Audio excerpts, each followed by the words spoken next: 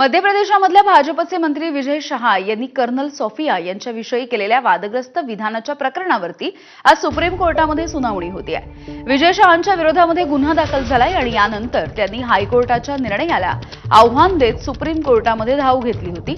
यानंतर सुप्रीम कोर्टानं विजय शहा यांना चांगलंच फटकारलं होतं आणि आज त्यांच्या याचिकेवरती सुनावणी होणार आहे।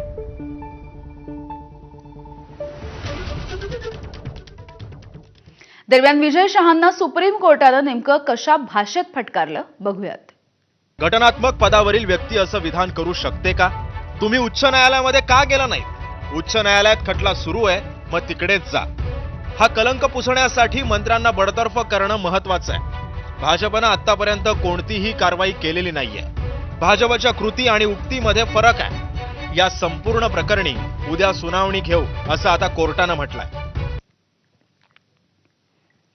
ठाकरेंच्या शिवसेनेचं मुखपत्र असलेल्या सामनामधून मंत्री विजय शहा यांना चांगलंच धारेवरती धरण्यात आलंय, तर भाजपला सुद्धा लक्ष करण्यात आलंय। शहांचं वक्तव्य हे घृणास्पद मानसिकता दाखवणार आहे, तसंच हे वक्तव्य नैतिकतेचा टेंभा मिरवणाऱ्या भाजपचा बुरखा फाडणार आहे, अशी टीका सुद्धा सामनाच्या माध्यमातून करण्यात आली।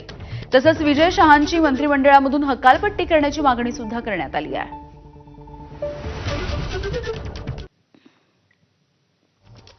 तर आपण बघूया सामनामधले हे महत्त्वाचे मुद्दे। मंत्री विजय शहांनी कर्नल सोफिया कुरेशींबद्दल केलेले वक्तव्य घृणास्पद मानसिकता दाखवणारं आहे। नैतिकतेचा टेंभा मिरवणाऱ्या भाजपचा बुरखा टराटरा फाडणार आहे। उच्च आणि सर्वोच्च न्यायालयानं थप्पड देऊनही मंत्री शहा आणि त्यांचा पक्ष कोडगेपणाच दाखवतोय। कुरेशी विरुद्ध धर्मांध अपशब्द वापरणं हा सेना दलाचा अपमान आहे। असा अपमान करणारे लोक तिरंगा यात्रेचा ढोंग करतात। गरळ ओकळणाऱ्या विजय शहांची मंत्रिपदावरून आणि भाजपमधून सुद्धा हकालपट्टी व्हावी।